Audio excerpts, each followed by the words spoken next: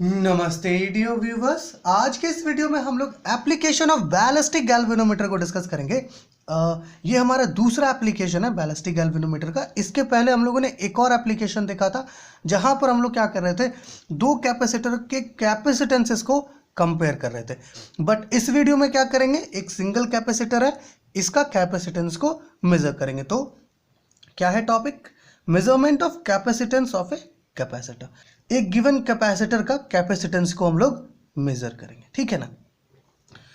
अब इस चीज के लिए हम लोगों ने यहां पर एक सर्किट डायग्राम लिया है। पहले इस सर्किट डायग्राम को अच्छे से समझ लेते हैं, ठीक है ना। ये जो सर्किट डायग्राम है, इस सर्किट डायग्राम में अगर आप देखें तो ये कैपिटल आर जो है ये एक्चुअली में हाई रेजिस्टेंस होता है। क्या होता है? हाई रेजिस्टेंस, जिसका कैपेसिटी जो है 10,000 ओम्स का होता है। और इधर जो ये स्मॉल आर आप देख रहे हैं, ये स्मॉल आर एक्चुअली में एक स्टैंडर्ड रेजिस्टर है जो 1 ओम का होता है, ठीक है। और इन दोनों रेजिस्टेंसेस को हम लोगों ने यहां पर सीरीज में कनेक्ट किया। ये आप देखिए दोनों क्या है, सीरीज में कनेक्टेड है। और इधर ये जो कैपिटल ई आप देख रहे हैं, यहां पर जो कैपिटल ई है, ये कैपिटल ई क्या है? एक्यूमुलेटर है।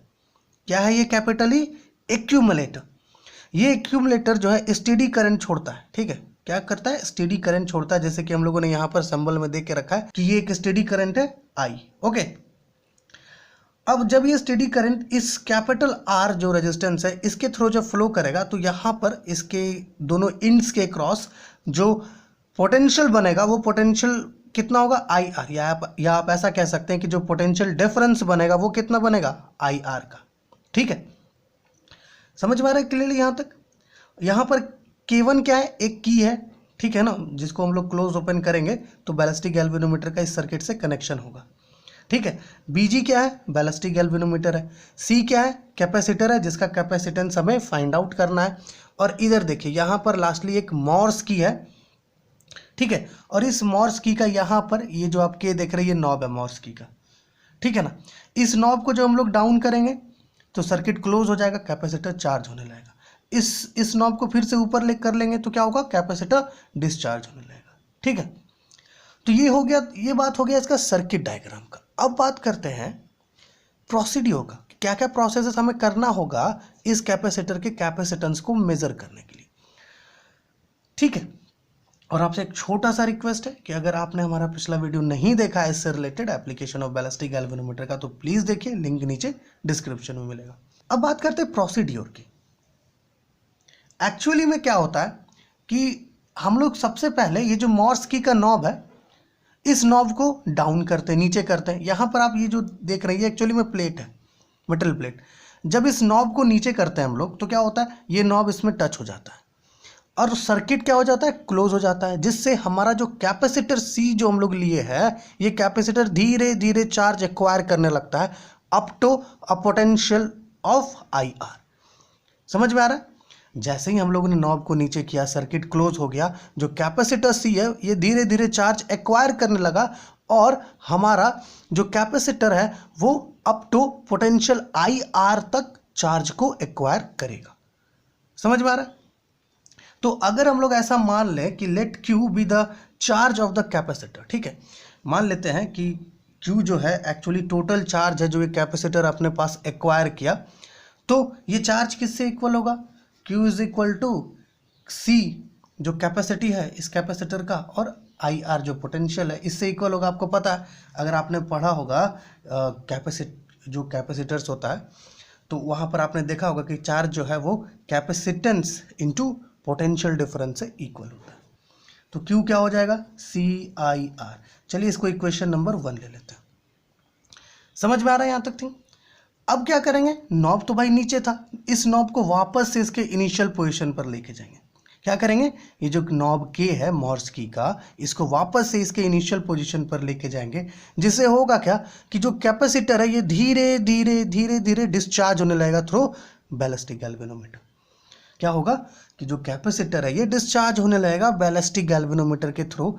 तो जैसे ही ये डिस्चार्ज होगा और चार्ज बैलिस्टिक गैल्वेनोमीटर के थ्रू पास करने लगेगी, क्या होगा, हमारा बैलिस्टिक गैल्वेनोमीटर डिफ्लेक्ट करने लगेगा। क्या करने लगेगा? हमारा बैलिस्टिक गैल्वेनोमीटर डिफ्लेक्ट करने लगेगा। और इन्हीं डिफ्लेक्शन में से जो सबसे पहला डिफ्लेक्शन होगा वो हमें नोट डाउन करना होता है। एक बार फिर से इसे देखिए, जैसे ही हम लोग मॉर्स की का नॉब को वापस से ऊपर लेके जाएंगे, क्या होगा, कैपेसिटर डिस्चार्ज होने लगेगा बैलिस्टिक गैल्वेनोमीटर के थ्रू।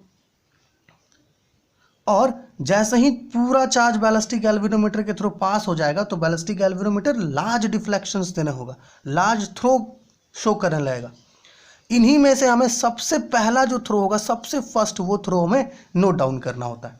तो चलिए अगर मान लेते हैं कि let θ1 be the first throw. Okay, अगर θ1 फर्स्ट थ्रो है तो ये जो चार्ज कैपेसिटर एक्वायर किया होगा उस चार्ज को हम लोग कुछ ऐसे भी लिख सकते हैं, Q is equal to C/NBA T/2π θ1 1 plus λ/2, इस फॉर्म में भी लिख सकते हैं। अगर आपने हमारा पिछला वीडियोस देखा है तो आपको बहुत आसानी से पता चल गया होगा कि ये हम लोग कहाँ से यूज़ कर रहे हैं। ठीक है, यहाँ पर θ1 क्या है, सबसे पहला डिफ्लेक्शन है बैलिस्टिक गैल्वेनोमीटर का। लैम्डा क्या है, लॉगरिथमिक डिक्रीमेंट है। टी क्या है, टाइम पीरियड है। सी क्या है, टॉर्शनल कांस्टेंट है। बी मैग्नेटिक फील्ड है। और ए क्या है, एरिया होता है बैलिस्टिक गैल्वेनोमीटर का। ठीक है ना, समझ में आ रहा है यहाँ तक। अब अगर आप इन दोनों को कंपेयर कर देते हो, चलिए इसको क्या करते हैं, इक्वेशन नंबर 2 ले लेते हैं, तब बहुत आसानी से ये कंपेरिजन हो जाएगा। अब अगर इन दोनों को कंपेयर कर दे 1 और 2 तो हमें क्या मिलेगा, देखिए, देयरफॉर इन दोनों को कंपेयर कर दे तो हमें मिलेगा CIR is equal to C/, ये स्मॉल सी है, ध्यान रखिएगा, ये कैपिटल सी है। ठीक है ना, कैपिटल सी जो है कैपेसिटेंस है इस कैपेसिटर का, और स्मॉल सी क्या है, टॉर्शनल कांस्टेंट है बैलिस्टिक गैल्वेनोमीटर का। ध्यान रखिएगा डिफरेंस को। C/NBA T/2π θ1 1 plus λ/2।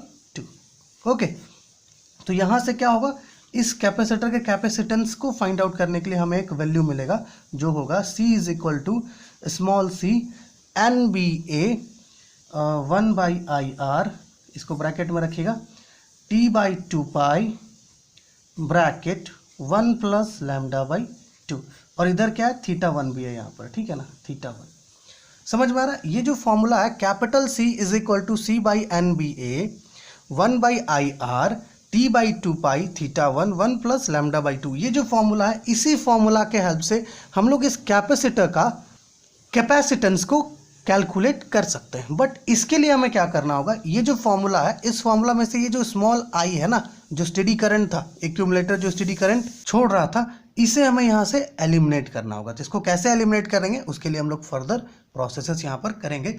बट उससे पहले एक बार ये फॉर्मूला को यहाँ पर फिर से लिख देते हैं कि capital C is equal to C small c by NBA bracket 1/IR T/2π θ1 1 plus λ/2। Okay, इसको आप इक्वेशन नंबर 3 ले लीजिए। समझ में आ रहा है, इक्वेशन नंबर 3 ले लीजिए। अब क्या करेंगे, यहां तक का प्रोसेस हो गया। अब इस की K1 की तरफ आइए, ये जो की K1 है इसके तरफ आइए। अब हमें इसका यूज करना होगा। ठीक है ना, तो हम लोग क्या कर रहे हैं, अब की K1 का यूज कर रहे हैं। ये जो की K1 है इसका यूज कर रहे हैं। करेंगे क्या कि इस की K1 को क्लोज कर देंगे। जब स्टार्टिंग में नॉब को डाउन लाए थे तो ये की K1 ओपन था, जिससे बैलिस्टिक है ना, जिससे हुआ क्या कि जो एक्यूमुलेटर करंट छोड़ रहा था वो बैलिस्टिक गैल्वेनोमीटर तक नहीं पहुंच पा रहा था। लेकिन इसमें क्या होगा कि जैसे ही हम लोग इस सर्किट को इधर क्लोज कर देंगे, ठीक है ना, मतलब की K1 को क्लोज कर देंगे, होगा क्या कि एक करंट जो है बैलिस्टिक गैल्वेनोमीटर में फ्लो करेगा। और अगर मान लेते हैं कि वो करंट IG है, ठीक है ना, मान लेते हैं कि अगर वो करंट IG है, देखिए यहाँ पर हम लोग इससे पहले लिख लेते हैं कि नाउ की K1 इज क्लोज्ड। अब की K1 को हम लोगों ने क्या किया, क्लोज कर दिया। तो मान लीजिए कि let IG be the current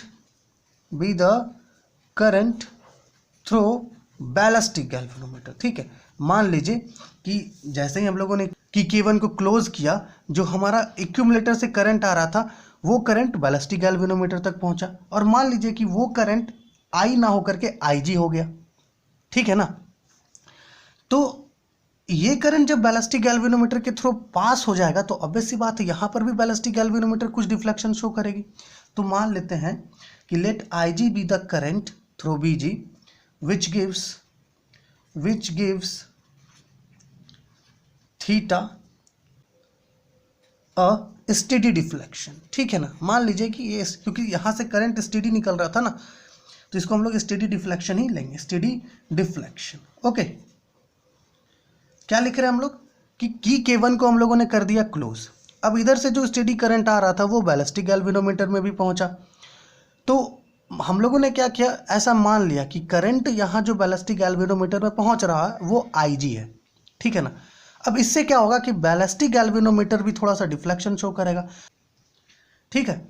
तो यहाँ जो ये स्टेडी डिफ्लेक्शन करेगा, उस स्टेडी डिफ्लेक्शन को हम लोगों ने थीटा मान लिया, ठीक है ना। अब होता क्या है एक्चुअली में कि यहाँ जो डिफ्लेक्शन कपल होगा, ठीक है ना, ठीक है ना, यहाँ जो डिफ्लेक्शन कपल होगा ये रीस्टोरिंग कपल से इक्वल होता है, ठीक है ना। Deflection couple is equal to restoring couple. जैसे ही करंट बैलिस्टिक गैल्वेनोमीटर से पास हुआ, हमारा बैलिस्टिक गैल्वेनोमीटर डिफ्लेक्ट किया थीटा, ठीक है, और इसके पास कुछ रीस्टोरिंग कपल भी होगा इस टाइम पर, जो इसको वापस से इसके इनिशियल पोजीशन पर ले जाएगा। तो जितना सा ये डिफ्लेक्ट किया, जो कपल इसको डिफ्लेक्ट करवाया, उतना ही सेम कपल उसको रिस्टोर करके वापस भी ले जाता है। इसलिए हम लोग कह रहे हैं deflection couple is equal to restoring couple. और ये जो डिफ्लेक्शन कपल है ये इक्वल होता है NIBA से, और रिस्टोरिंग कपल होता है स्मॉल c इंटू थीटा से। स्मॉल c क्या है, टॉर्शनल कांस्टेंट, और थीटा क्या है, स्टेडी डिफ्लेक्शन जो ये यहाँ पर किया है, ठीक है ना।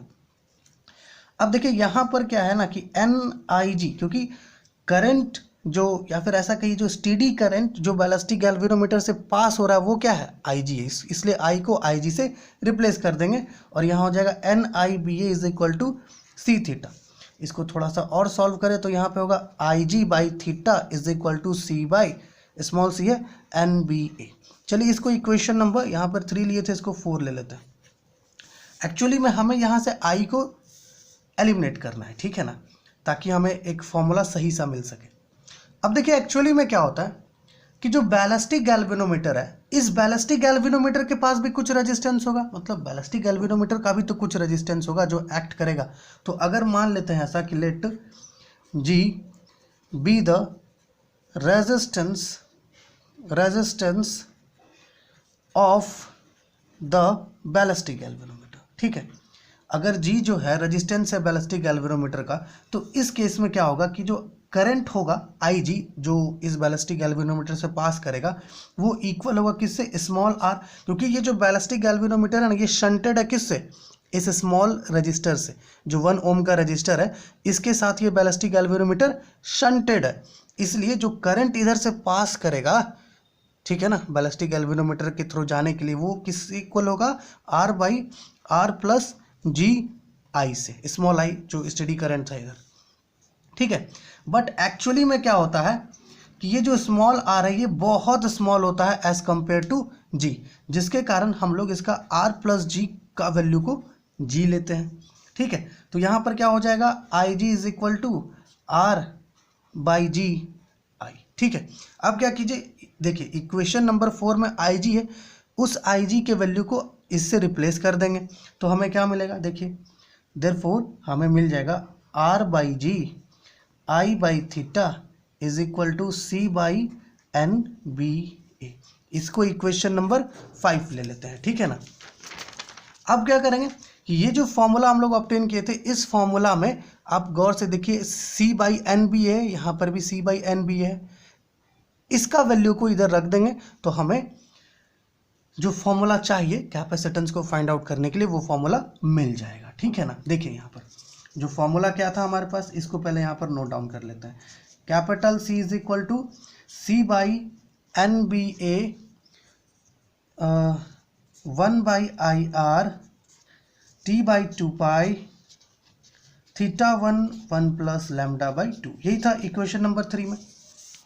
अब यहाँ पर आप गौर से देखिए इसको, ठीक है। यहाँ पर क्या हो रहा है कि हमें क्या करना है कि इस IG का यहाँ पर जो वैल्यू है C बाई NBA, इस वैल्यू को क्या करना है, यहाँ पर रखना है, तो इसके वैल्यू को इधर रखना होगा। तो इसका वैल्यू क्या है, R बाई GI थीटा, इधर क्या है 1 by IR T by 2 pi theta 1 plus lambda by 2। यहाँ से आप I और I को आसानी से कैंसिल कर पाएंगे, तो हमें जो फॉर्मूला मिलेगा, capacitance of the capacitor C is equal to T by 2 pi R, capital R G, देखिए आर और जी, ठीक है ना, कैपिटल आर और कैपिटल जी एक साथ ले आए और स्मॉल आर को ऊपर रखें, ठीक है। Theta 1 bracket 1 plus lambda by 2 by theta, ठीक है, थीटा। अब ये जो फॉर्मूला है ना, इस फॉर्मूला के हेल्प से हम लोग क्या कर सकते हैं, बहुत आसानी से इस कैपेसिटर के कैपेसिटेंस को कैलकुलेट कर सकते हैं। अगर हम लोग को टाइम पीरियड पता हो इस बैलिस्टिक गैल्वेनोमीटर का, इसका सबसे पहला डिफ्लेक्शन क्या हुआ था इसको डिस्चार्ज करने के केस में, वो पता हो, ठीक है। साथ ही साथ अगर हम लोग को लॉगरिथमिक डिक्रीमेंट पता हो तो हम लोग बहुत आसानी से क्या कर सकते हैं, किसी भी गिवन कैपेसिटर के कैपेसिटेंस को कैलकुलेट कर सकते हैं, ठीक है।